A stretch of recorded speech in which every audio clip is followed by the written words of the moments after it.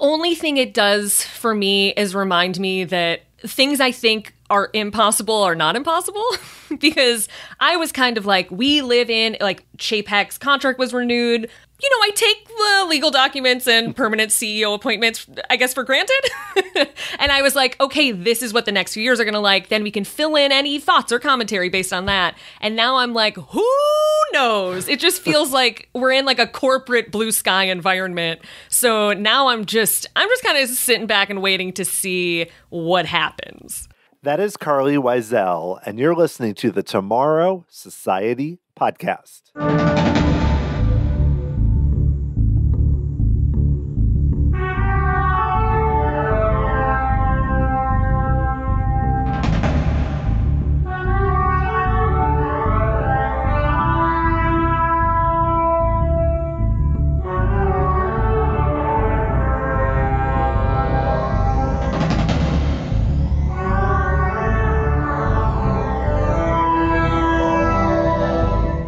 Hey there, thanks for joining me here on episode 186 of the Tomorrow Society podcast. I am your host, Dan Heaton.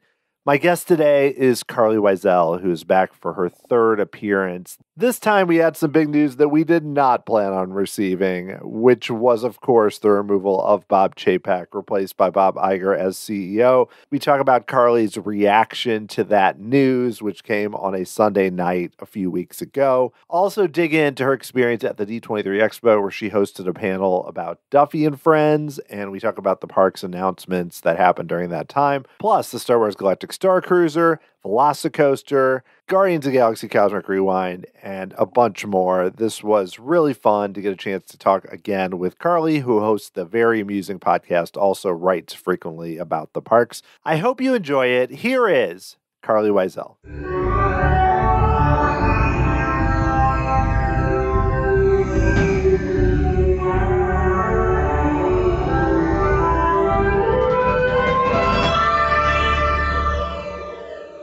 So, Carlye, you are back for a third appearance. What does it feel like to be back this often on such a fun show? I guess I was well, before you said fun show, I was going to say, I guess I feel a bit like COVID-19 because you can't get rid of me and I just keep coming back.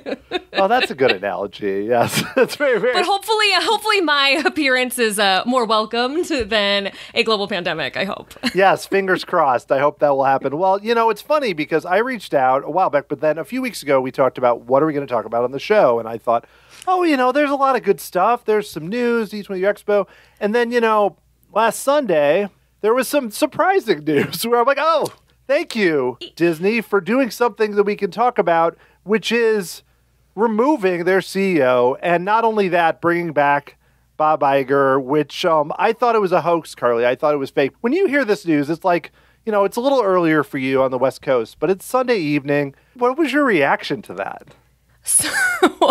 So my reaction to it, first of all, was that I am an absolute idiot because I finished my podcasts on Sunday night and I was like, okay, I want to have dinner. I want to like maximize my day. I'll start it at 7 p.m. And then this all dropped, I think, at like 6:47. So it was a late night. But my first reaction, I was texted a screenshot of the email that went out to, it must have been all cast members. And immediately I was like, that is a brilliant email hoax because there's simply no way this could be true. We have lived through so much that I don't expect anything to be normal, but I certainly do not expect Bob Iger to return to the company after this dude's been retired and like living the life. Like this is a rich man with a lot of cool friends. Like I wouldn't want to go back to working again. and yet he has chosen to. So immediately I was like, email hoax. Someone got his email account, figured out how to send an email, like this is the best hack of all time. And I was reading because I was trying to figure out if it was real or not. I was texting people because I needed to get confirmation from someone at the company, not someone who got the email, but someone who knew for a fact it was legitimate. So I was looking at the words and I'm like, he capitalized cast members. I don't think some sort of phishing scam, a computer hacker would know to do that internally. But he used the word something like amazingly, which seemed a little flowery for him. So I was like, I don't know, it could be either. And then when I saw the like corporate announcement and it was real, I was in a catatonic state. I truly could not process information for about 2 hours. Yeah, it's crazy because you hear a lot of things like they're closing the Galactic Starcruiser, all these kind of like things that one story for some site brings out. So at first I thought, yeah, but it's coming from people that, even on Twitter, reputable people. So I thought, well, maybe. But even so, I mean, it didn't seem to, the first half of it, I'm like, okay, maybe that could happen. But Bob Iger returning in full force after he had almost retired like 12 times is just baffling. I mean, I understand it sort of, but not really. I mean, it's just, it's interesting. It's not normal for Disney to generally be this kind of all over the map. Oh, yeah. And for something like this to come out late Sunday night, everyone that I know that I speak to, and that's like a wide spectrum of people, nobody knew this was happening. Nobody. And usually things like one or two people I know might know, even if that information is not relayed to me, nobody knew. So it was just, we're talking, was this was a weekend? Was this weekend? I can't even tell time. Well, no, so just to tell the listeners, we're recording on a Tuesday after Thanksgiving. It was about a week and 2 days ago. It was like the Sunday before Thanksgiving. So yeah, it's been like 9 days or something. It's still confusing to me. It's still, I'm just having a hard time processing that this is real. But wow, like just when you think it's going to be a calm winter, things really get turned up. So I'm very curious to see what chaos or not awaits us. Yeah, so, a lot of people, like I cover the parks here, and of course, the first thought, you saw so many blogs that were like, what should Bob Iger fix and all those things and everything else and, all those things, which I'm not going to ask you to go through all that. But I'm curious, for you as someone who also is focused often on the parks, I'm a little pessimistic initially, even based on the town hall where he said, well, I've got to go talk to Josh tomorrow about the reservation system and everything. I mean, are there things, do you think, am I correct that he's not going to focus that much on the parks, or maybe I'm not being optimistic enough about it, just from your perspective based on where things are, at least? Yeah, while the parks are my personal first priority, there's not a chance they are Iger's, because the big issue here is streaming. The Walt Disney Company is now a technology company. They're a streaming company. And that is what all of the shareholder narratives go back to. That's what all of the back and forth with Hollywood goes back to, with content, with talent. So those are the main issues. And parks keep on making money because of the stuff that was put in place. So there's no way that his first concern is going to be like, boy, I hear these people who love Mickey Mouse really want to move between parks more easily. I do hope that in conversations, again, because Josh D'Amaro is the one in charge of parks and resorts, not the CEO, I hope that there is a conversation to come where the things that we all find as pain points that have loudly been broadcasted as pain points are eventually rectified because there is new leadership, or because this is an opportunity to, I'll just say it, change things and throw someone under the bus. Listen, we're dealing with like the highest of corporate environments, and the fact that they could change anything right now, whether it comes from Josh, whether it comes from Iger, whether it comes from a conversation between both of them, anything they change now they'll be heralded for, even if this all happened under Josh D'Amaro's watch, all of the changes at the parks that we don't like. So I don't think that the park stuff will happen immediately. I think that there is a chance they could change something just for a win, but I also don't think that things happen this quickly. I would question, let's say between the time we record this and it goes out, let's say the park reservation system changes or is removed. Who's to say that wasn't already in process? Like, who's to say that wasn't already happening? This company does not move that quickly with that type of stuff. So it's just all a big question mark. And I don't know what's to come, and I don't know who it's to be attributed to. Well, right. Yeah, because the two things are the park reservation system, and then, like you referenced, the park hopping, especially at Disney World. They have to check in at one park and go to all that crazy stuff, where those probably at least were being discussed before this.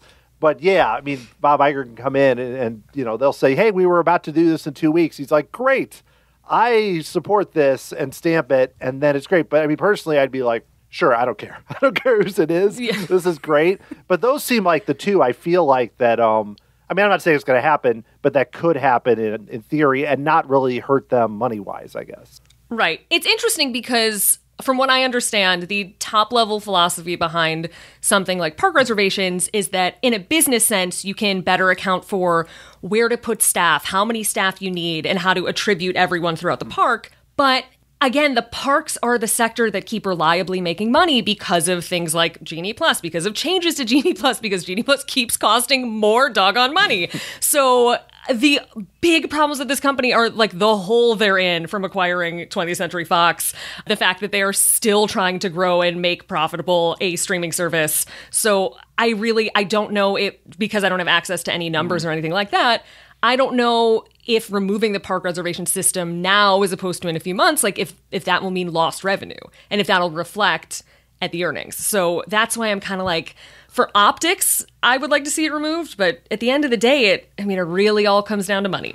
So I just don't know. Right, because if they figure out that actually we're not really saving much at all on this, we can do it. But if they figure out this is going to, impact however much money, not going to, then they go, well, maybe we'll push it till after the next quarter or whatever, just something in theory. Well, I'm curious too, though, for you now, as somebody who does a podcast and also will write about the parks and everything, when you have this new leadership, does it change at all how you approach it, knowing that Disney just made this huge shift? I mean, do you have to almost be more cautious with what you report or what you learn, given the new landscape? I think the only thing it does for me is remind me that things I think are impossible are not impossible. Because I was kind of like, we live in, like, Chapek's contract was renewed. I take the legal documents and permanent CEO appointments, I guess, for granted.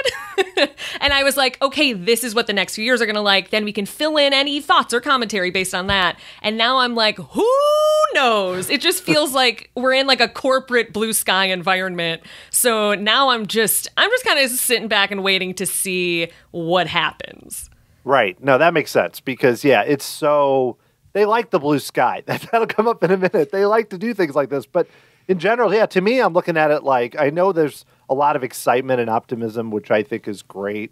I always want, something I'm interested in to not feel like so negative, but how it's going to go is just, it's so, like you said, there's so many different factors. Well, I think we should shift over to the ancient days of this past September. The times before this, like everything seems like years ago, and it was September when Disney had their first D23 Expo since before the pandemic, since 2019. And I know you attended and, you were involved, you hosted a panel. We'll talk about that in a minute. But I'm just curious for you, getting to go back and go to this D23 Expo, this big fan event. Like, what was that like just on the whole, getting to go back to this event, which I have not been to, but would like to go to at some point?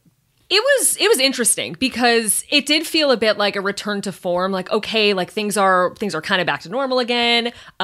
Even though many people, including myself, were wearing masks at a D23 Expo for the first time. It wasn't like that before. But it was interesting because I went to a ton of panels, which I mostly just covered on social media. Again, my focus is parks. So I went to some and was like, cool, a movie's coming out. Anyway, let's get back to parks. And the parks panel, I left it feeling somewhat deflated and kind of missing the core announcements I had hoped for.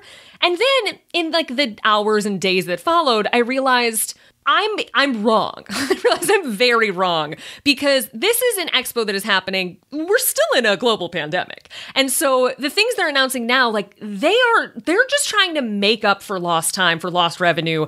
Because again, like I always forget, Disneyland was closed for over a year. That is an amount of money they lost that I simply cannot process in my brain. And so I don't know why I was expecting like, oh, they're going to open a new park. They're going to open these new lands. We're going to have concrete ride development. Like, no, we are going to have slow growth for the next few years because of everything that happened. And I kind of wish I had gone into D23 Expo with that perspective instead of realizing that once I walked out of the room. But in retrospect, it was nice. It was really nice to have it back, and not just because Duffy the Disney bear was there, which was a huge highlight for me. But it was really nice to be like back reporting, running around in circles, having everyone in one room because that doesn't happen a lot anymore. Like that was a really nice communal feeling. Yeah, I've had that experience just going to like a concert where all these people, and even though you're masked up and everything, I was like, this still feels really weird. And that was like 1,000 people. And this is like, I don't even know how many are at D23. But it's interesting what you say about the parks presentation because, yeah, I watched it on the live stream and they come out and they're like, okay, happily ever after. And, they're just like throwing out things. And I'm like, this is building to something huge. They're going to replace Dinoland. They're going to replace Tomorrowland at Disneyland. It's going to be something big.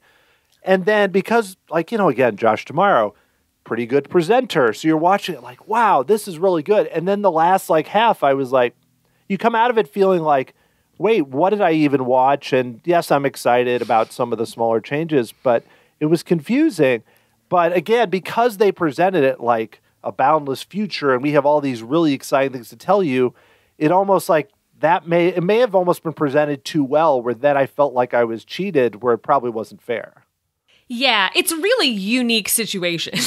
Because we're usually at this panel, this is where Bob Iger announced 2 Star Wars themed lands. And now they're like, maybe we'll put Moana somewhere. So it's just really the dichotomy between the two is very odd. And just grounding it and realizing this isn't because they, don't have anything in development, don't want to do anything. It's this is all because of the pandemic slowing everything down. Something I like to remember is that Tron, which is opening, what I think the official terminology is spring 2023, right. Something like that.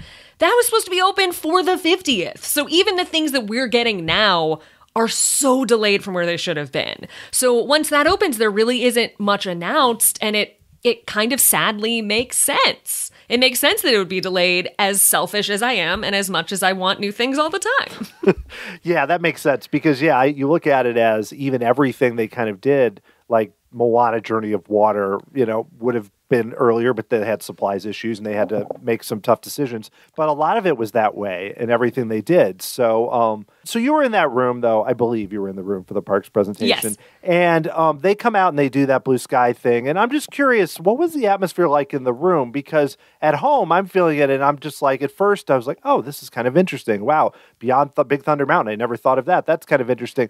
But because they were so insistent on it's a thought experiment and all that, was the room that excited or was everyone a little confused like I was? I think I'm trying to remember. I think if I don't remember what the room was like, that means it was probably pretty positive because, again, we're all thinking this is going to lead to something big. Mm-hmm. I was thinking foolishly because he was there for his birthday either that day or the day before. I was like, they're going to bring back Joe Rohde to consult on something, which at the time people made fun of me for when I texted it to friends. And now I'm like, anything can happen. It could happen now. Yeah, if Bob Iger's running the company again, who's to say Joe Rohde can't come back to consult on a land for Animal Kingdom? Who knows? So I was kind of like, oh, maybe that's the big reveal. And then when there wasn't something big and tangible to hold on to at the end, then afterwards it was a little like, oh, wait, what just happened? But I do remember at the Expo prior, which I believe was 2019, I remember their big finale was, ironically, Joe Rohde coming out to talk about his island, which I jokingly call Rohde Island for Disney Cruise Line. And I remember that feeling like the air had been sucked out of the room because people were really expecting everything building to some sort of ride or announcement. And it was more like, here's preliminary details about an island you're not going to visit for a very, very long time.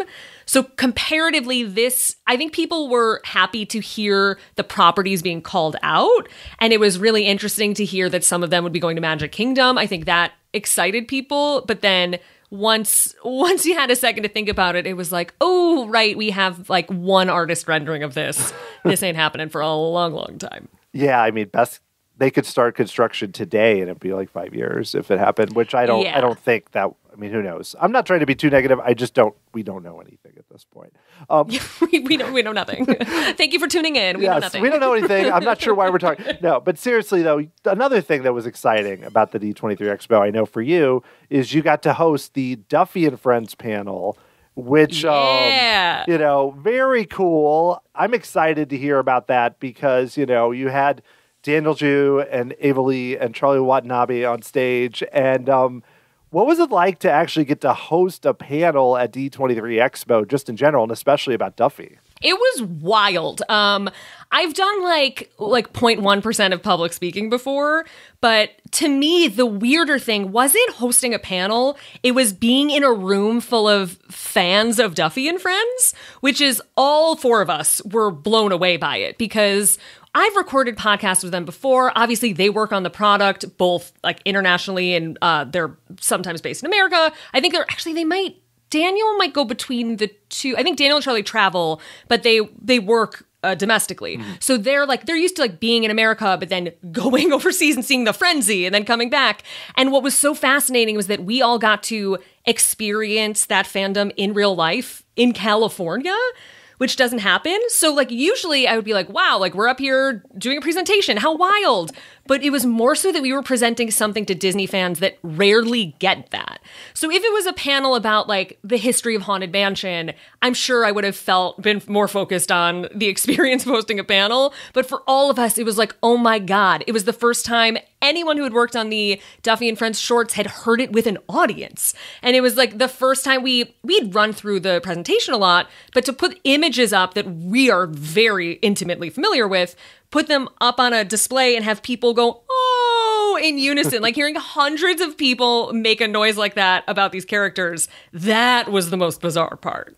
Yeah, I mean, like you said, it's one thing to rehearse it or even to record something for a podcast where you're on Zoom or in person or wherever. But to be in that room, I mean, logistically, is that a challenge to actually be up there knowing that, I mean, possibly being recorded. I know it wasn't on the live stream, I believe, but still, people, it's being recorded. It's going to be there for posterity, whatever you say with so many people and these fans.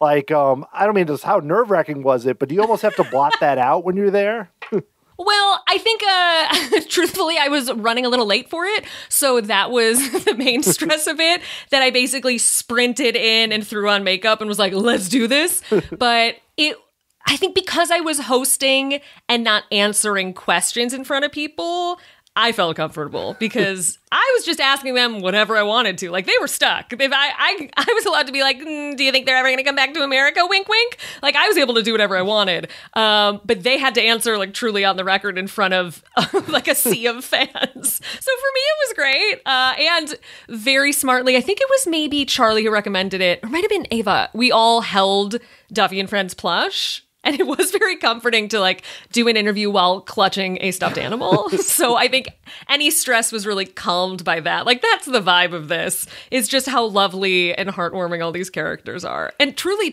there's no other time in my life I'm physically in a space with Duffy fans in America ever. So it was really, really special for that reason. Right. And you're talking about, like you said, something that people are all like, you're not having to go announce the latest slate from Marvel or something. You're able to do like, hey, this is fun. We're fans. Let's talk about this. It's a little different. And yeah, I've also found doing this podcast that asking the questions is much more fun than having to answer it. So, I'm right with you here as the question asker. I just hang back, but not on a stage. I mean, at the end of the day, like, I was just so happy to be a part of it because, again, I knew in advance that that Duffy would be coming out at the end. And so, like, knowing that that he would be coming out was just like, I could barely keep that secret. So I was just excited to be able to surprise everyone. Oh, totally. So I have to ask you, too, how excited are you about this Duffy and Friends stop motion TV series that's going to come to Disney Plus? I am so excited. Everyone listening to this better watch it because they need data to prove that we need them in the parks. Please, just like, if you don't even want to watch it, just put it on your TV 100 times. It's fine. I'm really excited. They put so much work into these, so much work. And if anyone's ever heard the people we mentioned, like Daniel and Charlie and Eva, talk about these characters, they care so deeply about them, and they are so in tune with every single thing these characters do. So to see them like moving and their little cute little frowny faces and the stop motion, it's so sweet. I can't wait. Also, I haven't seen anything in advance. I got to bug them so I can get a sneak peek. I thought you would just have them running like constantly at your place, you have the inn as the host. I wish. Oh my God. I just love them so much. I want them to be in America. I haven't been to Asia since before the pandemic, and it's so cool to go there and to see the fandom in real life and to see people waiting for Duffy forever and like everyone dressed up in their little Duffy stuff. It's just great. Yeah, I haven't been to the parks in Japan, but we went to Alani. This was in 2019. And again, the excitement for, Duffy and a few of the other friends that were there, it was like, besides Stitch, most popular characters there, which I don't get the Stitch thing. So, but I don't get the Stitch either. I don't get it at all. It's not for me, but some people don't get Duffy. So I didn't get Duffy at first either. I didn't understand it. And I think it clicked for me when I went to Japan and saw like the pandemonium that is everyone loving Duffy. And I think it, like someone in high school who wants to dress like everyone in their class, like it just brainwashed me. And I'm like, I love this. I love this bear. I love this bear so much. I love this bear. My whole life is this bear. And now I'm completely obsessed with them. Well, we're going to move even further back into the past to like February of this year, which... Oh, so like 20 years ago. Okay. Because I know you had the chance to go and stay on the Star Wars Galactic Starcruiser, which I have not done. And I'm curious, for you, from your memories, like how would you describe this 2-day experience, to someone who hasn't done it? Because I know it's like a sprint, basically. Yes. The pace is relentless. I was really, I don't think I slept much on it. It was just go, go, go, go, go, go, go, especially because you do have the element of a personal narrative. So you really have to make sure you don't miss certain things. And I only know that because we missed certain things. You really have to kind of be on top of it, talk to everyone, really put effort into your journey. The best way to maximize something like Star Wars Galactic Starcruiser is to do everything and to talk to everyone and to really lean in. And there are things we didn't know until we went on that now if I went back, I feel like I could kill it. But there were times when we looked at our calendar and we're like, oh, we have nothing. We can like actually sit for a minute and take a break for an hour. And we missed something huge happening in the atrium because it just wasn't in our schedule because we didn't meet someone who then unlocked it in our itinerary. Again, I was there for work. I think it would be much different if I was there for leisure, just with family, exploring, just being free. I was there for work, so I was doing every single thing that exists. But I thought it was great. I think it's very cool. I am not personally a Star Wars fan. So I think it really comes down to if you are a fan of Star Wars or not, or if you're a fan of like deeply immersive experiences. Like, for example, I wouldn't go back on my own, but I would definitely go back with like my nephew and my brother, like people who love Star Wars, who want to live in this environment. But it is a really, really interesting example of a boundary that Disney parks and resorts are pushing because it's unlike anything else. It is so different. And I still remember after being there, leaving, and we had like a nighttime flight. I took my friend Alex. So we were like, oh, we'll go to the Magic Kingdom. And I remember walking into the Magic Kingdom. Again, the Magic Kingdom. Like this is the quintessential Disney World park. And I walked in and was like, we can go. It's fine. Like I was so unimpressed by the Magic, like my favorite place, that just because Star Wars Galactic Starcruiser was so intense and was so emotional in a way and so like deeply on another world that when we went into Magic Kingdom, it seemed lackluster. And I think that comparison is most interesting to me. Oh, yeah. I mean, to look at it that way where, yeah, you think about the most popular park in the world, and it's a different type of entertainment. It's almost like it's like apples and oranges or something. But I mean, the thing is, though, is everything I've heard has been very positive from Star Wars fans or from people that cover it or whatever. But I think, we recently heard that Disney is offering like a DVC member discount and everything. The thing that it's hard to bypass is the price, because even as me, I grew up with Star Wars, as a kid, was very into it. Now I'm into it. I mean, I wouldn't call myself like a diehard or super fan, or there's some other scale or whatever. But even so, I look at the price and I'm like, I don't know. So, I mean, is that, I wouldn't ask you just to say, is it worth it? But like, is there some... Listen, I've been asked that question a lot. I'm happy to answer it. Well, I mean, it's like I've had that question screamed at me from all ends of the internet. Okay, well, tell me what you think about the value then. I guess I'll just leave it at that. I think that it really comes down to, is it worth it for you? Because if you're sitting at the computer going, I don't think this price works for me, you shouldn't go. Because you're going to go and be like, I could have spent this money on something else. Is this really something I want? But for someone who is like, I have to get on this, I don't care, that's the person who is going to thrive in this environment. And as you mentioned, we have seen the first sort of discount for Disney Vacation Club members. It is I think it's up to 30% or 30%. I think I like accidentally announced it, but now I'm not remembering it off the top of my head. And I know it's like a points and money conversion that my DVC friends were like, this ain't worth it. But it is a sign of good things to come because while I have done the math of Star Wars Galactic Starcruiser, and the pricing does make sense, which no one wants to hear. I broke down all of the pricing on my Starcruiser recap on my podcast, and it makes sense because this is a premium experience. This is above, even the hours you're in the park are kind of like above a VIP tour. Like this is a premium offering, and the pricing reflects that. But I think once we start to see things like annual pass discounts, Florida resident discounts, then we're going to start to get to the point where the is it worth it question rings true for people who might not have thought about going at the original rack rate because it is so interesting. It's so different. And I think once it's a little more affordable, then it really opens the doors to a lot more people being able to experience it and enjoy it. Well, you mentioned being a premium experience, and I know the immersion from everything I've heard is like next level. But like in terms of like if somebody's, well, let's say some people in their family are big Star Wars fans and others aren't, and they want to go, I mean, is the food and the drink and the rooms, are they on the par with that? Or how does that relate in terms of like if somebody isn't going to be as involved in every story? The food was my favorite part. Like now looking back on it, I think the food was my favorite because we've just mostly experienced like eating a Ronto wrap near that like a very hot area, just like melting in the park, eating like meat in a pita. So to be able to like sit down and have the supper club experience, which we were promised and not given within the theme park land, to finally have that somewhere on property, I think that was wonderful. I loved even again, the cast members are exceptional. The cast members make this experience what it is, and not just the performers. I'm talking the wait staff, everyone working on board Starcruiser. So every interaction we had with our waiter was it just drove the whole concept home. It was so much fun. And some of my like favorite little memories are from that. I think the food is great. There were things like the big finale show. One of my big issues with Starcruiser is that I'm not really seeing a lot of characters that I want to see that I can't see in the parks. Mm-hmm. I don't want to spoil too much, but you're basically seeing the same kind of characters you'll see wandering throughout Galaxy's Edge. I wanted this place to be filled with droids, just like I wanted to in Star Wars Galaxy's Edge. It's not.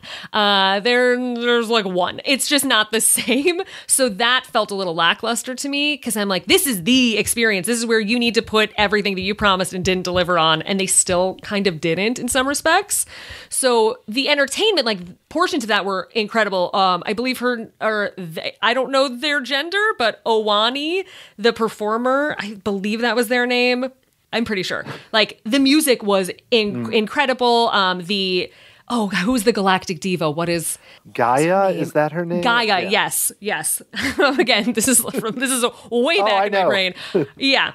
Like the performances were incredible, but I still wanted to see more characters and more of that. But if you're not that into Star Wars, you're still going to like have fun here. You get to sleep in a top bunk, your window opens out into space. It's very bizarre. And one of the things that I thought I was going to hate was like, I'm going back to Star Wars Galaxy's Edge. How thrilling. I've been there 10,000 times. And the experience truly is different when you are visiting off Star Wars Galactic Starcruiser. I can't explain it. It's mostly mental, but you walk into that land and it feels completely different. It feels completely different. So even someone who's like not into it, has been to the parks before, isn't sure, like they'll still find joy in a lot of those moments, even if they're not diehard fans. I'm excited maybe to check it out at some point, just given, like you said, it's such a next level in terms of the game. I don't know if it's a game, but the experience of going through everything, I think it sounds really cool. Well, I want to ask you about a couple other recent additions that we went in March, so I haven't been to do, or I haven't ridden it yet. But switching to Universal, I am just really want to get there to ride VelociCoaster. I think we're just going through all the things I haven't done that I've heard great things about, I promise, but at some point I will do all these things. But I know you had a chance to ride it. I believe that was way back in the summer of 2021, if I remember correctly. Yes. Wow, that's a while ago. I'm curious, first just in terms of the VelociCoaster itself and how it worked for you, because, again, it just looks like a really cool experience. I loved it so much. And keep in mind, like, I like roller coasters. I genuinely like them. But I was terrified for this one because I'm in this weird position where a lot of times I am going on a media day, which means that I can't Google and see people be like all the people who I know who like their roller coaster tolerance is, like Arthur Levine, like all of the experts I know. Like I will be like, so what's the deal? Should I be terrified? And I didn't know at that point. So before I went on the ride, I had to use the emergency bathroom because I was like, I'm so scared I'm going to pee my pants. That's how scared I was. That like I had to use the queue bathroom just in case because I was so nervous. And I loved it. I was like shaking the whole way I was walking up to it. I was like, this might be too much coaster for me. I don't know. It looks terrifying. And it was so much fun. And I think it's because it's designed by people who love theme parks and who are fans of them like we are. And it really is a special experience that is unbelievably terrifying. But again, as someone who is like a little scared of this stuff, newer stuff is always the best because it's designed so smoothly. So even if you're scared, it's not like I can't handle being thrown around inside a ride vehicle. And this was just so smooth and so fast and so scary and so wonderful. It's so good. It's so good. Yeah. I mean, for me, I really like roller coasters, but I admit that, I'm still a little like, you get to the ones where it's like, especially when you get away from Disney and Universal, where you're going to like Six Flags or Cedar Point or whatever. And it's like, I don't know about 8 inversions and all these things. This might not be on that level, but this kind of pushes it. But everything I've heard is just so positive. And then they did Hagrid's and so much. I mean, and then seeing this leading into Epic Universe, which I know is going to have coasters. I mean, how excited are you given what Universal's been doing for this whole new park, which is likely going to have attractions on the same level or even possibly better? I'm quite excited for Epic Universe, and not just because like the attention being pulled away from Disney is going to be very interesting, especially because as we discussed during D23 Expo, not any concrete plans for anything being built, which means that Universal will be opening, supposedly in 2025 will be opening Epic Universe, and Disney will have a parade. Like I truly don't know. So that's going to be interesting as a theme park fan. But I'm excited, but I am like holding some reservation about it because again, they are pushing through. They are building this. It is happening.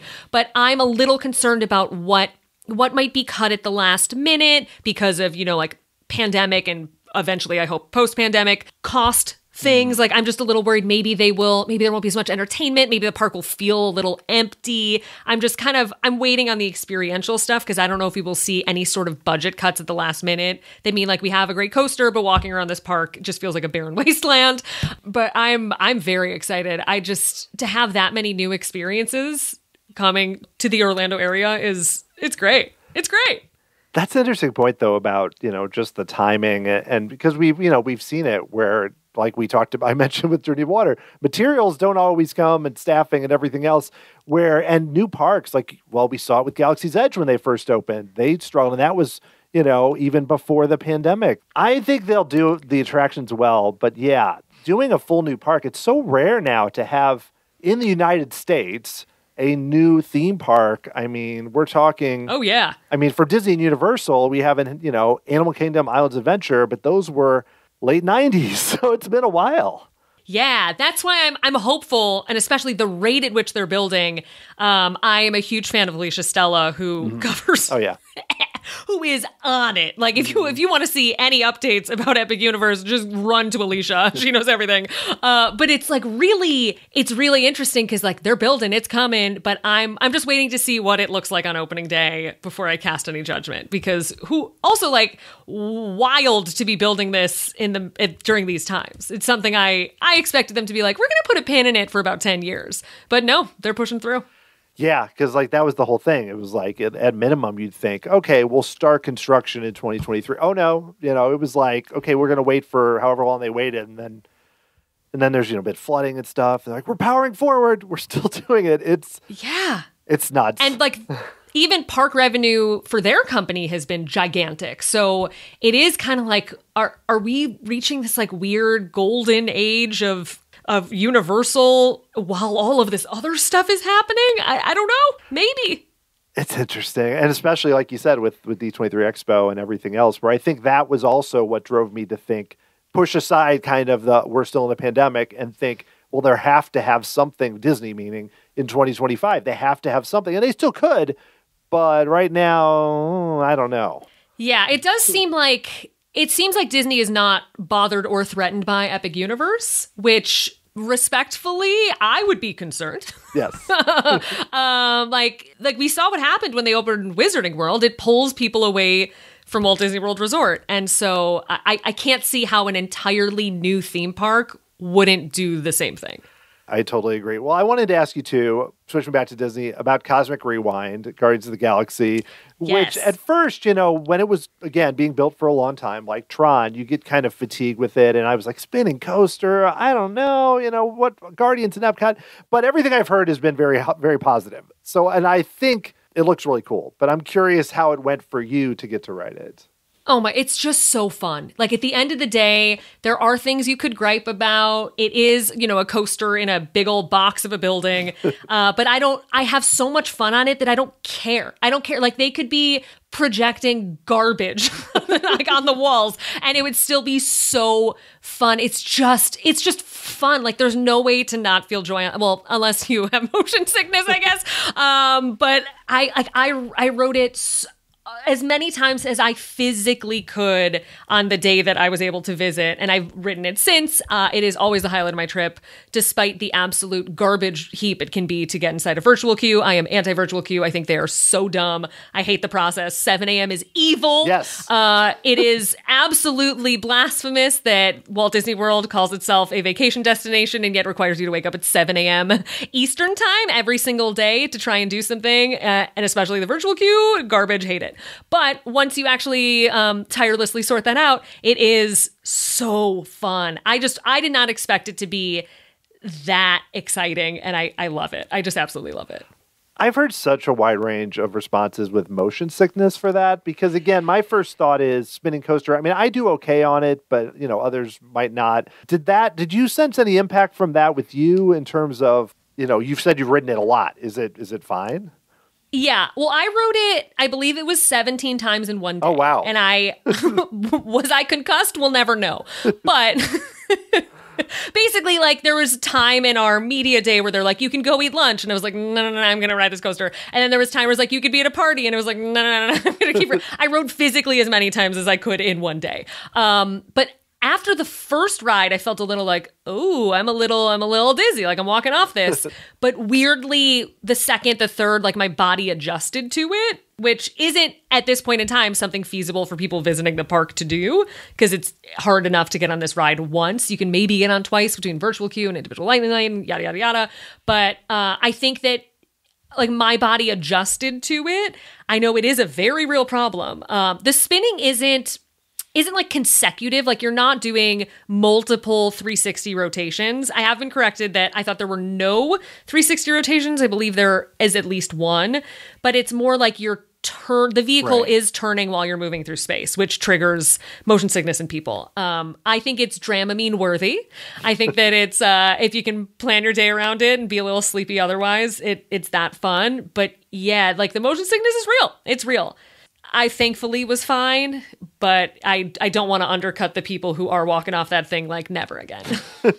I don't know. I've done Mission Space Orange, so I feel like, could it be worse than that? I don't know. Well, yeah. Yeah. I was more concerned with like claustrophobia. Oh, yeah. That too. It definitely... It's just like it can get people just because it is long. It's also a long coaster. And so I think usually if it ended more quickly, people would maybe walk off and feel fine. But because there is like a hefty length to it, it can affect you. But I think it's worth trying. Unlike, there's other stuff where again, Mission Space, not a chance I'm going on that ever again. But this one, fun, worth it. Yeah, that's a not every time one for me, for sure. All right, well, we know there isn't that much looking ahead for Disney, but we do have Tron next year and then Toontown at Disneyland, which I know you got a sneak peek at that. Then, again, with a different person, a different leader. It's weird. It's like, it feels very much like, oh, I went to Disneyland with an ex. You know what I mean?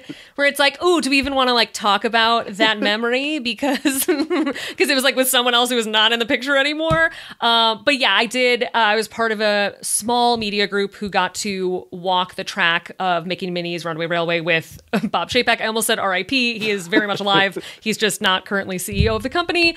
And it was interesting because I really, even though we didn't ride the ride, we walked the entirety of the track, which is also a bizarrely unique experience. Yeah. I don't think I've ever walked an entire track like that.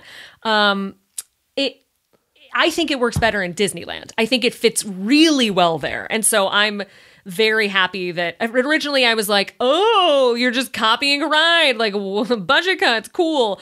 But it really fits. And I think it'll be a really, really nice addition to the park. Yeah, I'm excited to see that, to be that there, especially so quickly, because it's not one that they didn't close Toontown for 3 years. It's only going to be about a year, which is awesome.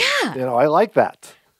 I know, like we toured it in September during D23 Expo, and it looks done. Like it was basically everything's in the right place. I have seen stuff closer to opening that is more of a mess, and this was not a mess at all. The areas within the ride, the areas within the queue, like things looked good, and I think it'll be so fun. Well, cool. Well, I know we've covered a lot of different things that have happened, is there another like either special event or attraction or something that you've done recently or that has stuck with you as something cool? It doesn't have to be Disney or Universal. It can be wherever. I'm just curious because I know I've focused on kind of the super headliner attraction. Oh, yeah.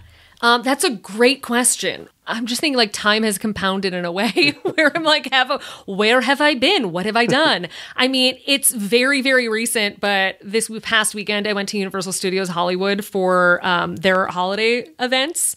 And every year in kind of like the center of the park, they do Grinchmas. And Grinchmas is different coast to coast. So it's different in Orlando than it is in Hollywood.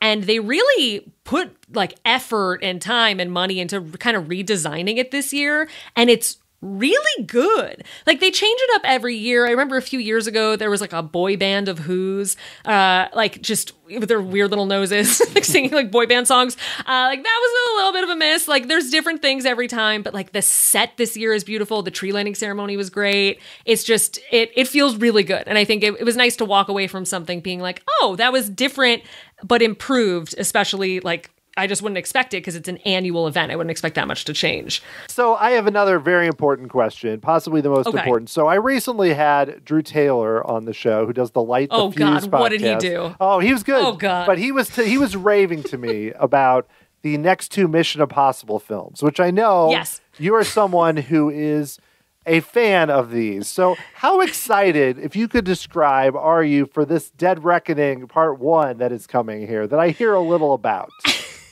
There are literally no words for how excited I am. Like, you have to understand, like, I have made Drew a close personal friend because of my obsession with this film. Like, I listen to every podcast. I, like, have gone with him and Charles, his co-host, to go see, like, a Mission Impossible back in the theater. I am right there with them. I am obsessed with it. I am obsessed with that podcast. Like, The Fuse is so good. Like, truly, they're doing the Lord's work. I have never seen anyone break down a film series and talk to everyone the way they do. Like, they did a whole episode with someone who did catering on a movie like 15 years ago. It's excellent. I adore Drew and that podcast. I cannot wait. I think the best way to explain how excited I am for the next Mission Impossible film is that I put in a 2-week block on my calendar that I share with my husband so that he knows I will be at an AMC every single day. Oh, wow. Like, I will be seeing this movie every single day for 2 weeks. Easily. That's dedication. That's impressive. Oh my God. You gotta understand, they kept pushing this back. They kept, like, we were supposed to have it by now, and like, the more time they spend on it, the better, because they're doing Lord knows what to make these stunts happen. But I've never like actively waited so long for a Mission Impossible film that I can't wait. Like when the trailer came out, I put up an email responder that was like, I'm not around. I am watching the trailer. You have to watch it too. So I think I went, did I go to oh no, I saw Top Gun many times in theaters, obviously.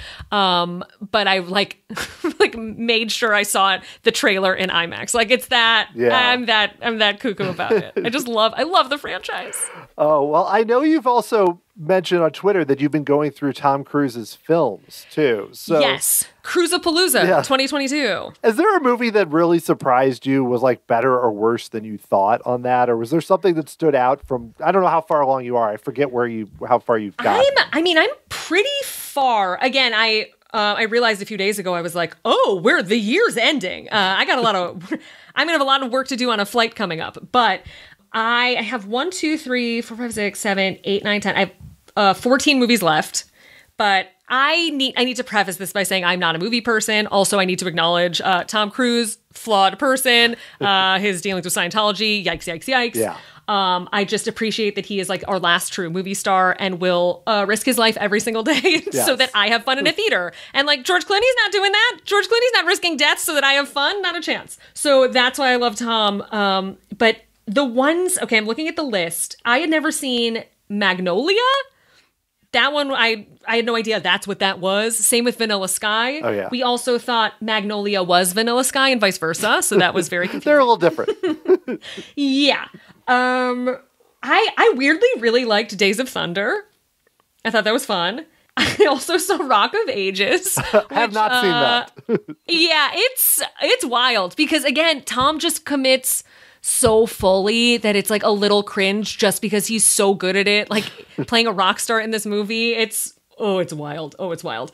I really liked Oblivion, but what else was I think the only surprising one for me was The Firm, because I'd seen it before, but I apparently wasn't paying attention because I rewatched it and was like, that's what this movie is?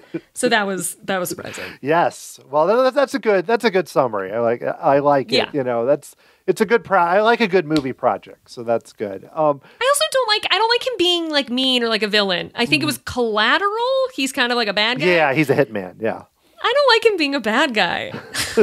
He rarely does it, though. I mean, Magnolia, he's kind of like not a good guy, but he's got his issues with his dad and everything. Yeah. So but he also won't kiss anyone on screen anymore. There's no kissing happening in a comical way. In Top Gun, there's like a quick kiss and then like, oh, they're in bed. And then it's just like there's no romance anymore, which is weird because his other movies have there's a ton of that. And then all of a sudden it's like there's a line and he does not cross it anymore. Now I'm going to notice that. Now, it's like Watch Dead Reckoning and all I'm really thinking about is there going to be romance, which is not what I should be focusing on at all. Just like let the man like bang it out a little. Like there's none of it. It's wild. All right. Well, shifting gears here as we finish up. I know, very amusing. You're still doing lots of fun shows. So I'm curious, how are things going and what's coming up? It's great. We are, by the time this comes out, we will be in the middle of Shrekcember, which is my annual December podcast holiday honoring Shrek. Long story short, there is not a lot of non-Christmas offerings around this time of year. Theme parks usually honor Christmas for all of November and December at this point, which is 1/6 of the year that people who don't celebrate Christmas are kind of othered. So Shrek, who is debatably canonically Jewish, I try to he's the rare theme park character where his name is literally a Yiddish word. So I like to herald him every December and do different episodes. In previous episodes, we've done everything from DreamWorks Water Park, and we've spoken to someone who helped work on that park in New Jersey. There's a lot of Shrek experiences there. This year we have some really good ones, which I don't want to ruin. But basically any Shrek theme park experience, any Shrek experience around the world, any Shrek expert. We interviewed a PhD who knows everything about Shrek. There's something. So that's this December. And then next year, really, we've done all of our Hidden Mickey episodes of the year, all of our celebrity episodes, which in the past few months, we've done Bobby Moynihan and John Stamos, which was very fun. The John Stamos interview was as fun to do it as it was to share. So next year, it's just focusing on the new stuff coming to Disneyland, the new nighttime entertainment. I would love to cover Universal's new escape rooms, which are coming out, I believe, at the end of the year. Date hasn't been announced, but I think those are great. Just all the new experiences that we will see in the early year. Well, awesome. Well, I am excited to hear those shows and also about everything new that's coming out. So if listeners want to check out your work or follow you online or everything, where's right now the best places to do that? I would say probably social media because I link out to every podcast each week. I'm at Carlye Wisel on everything. There's the benefit of having a kooky spelled name is that you have every handle. So on Twitter, Instagram, I'm rarely on TikTok, but I exist there. Otherwise, very amusing. You can subscribe on Apple Podcasts or Spotify or wherever you get this podcast. Awesome. Well, Carlye, this has been fun. Time flew by, but lots to cover, and I'm sure the way things are going, who knows what we'll find out about soon. But who knows? Anything is possible now in a real wacky way. Well, thanks. Thanks so much. This has been great. Thank you.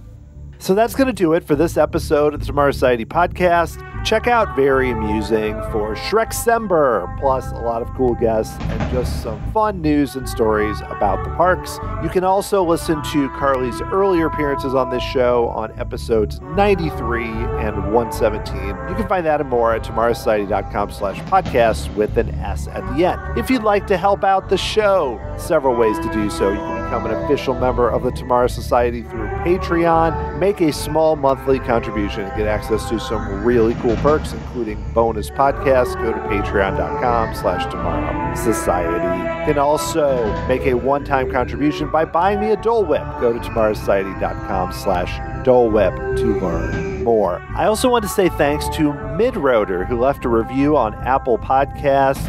Describe me as an inquisitive and informed host. Oh, thank you so much. If you'd like to leave a rating or review, it really helps to spread the word about the show. If you'd like to get a hold of me, send me an email, dan@tomorrowsociety.com. Follow me on Twitter, Facebook, Instagram, YouTube, a lot of places to keep track of what's happening with the show. The music you are currently hearing was written by Adam Hookey and performed by the Sophisticated Babies.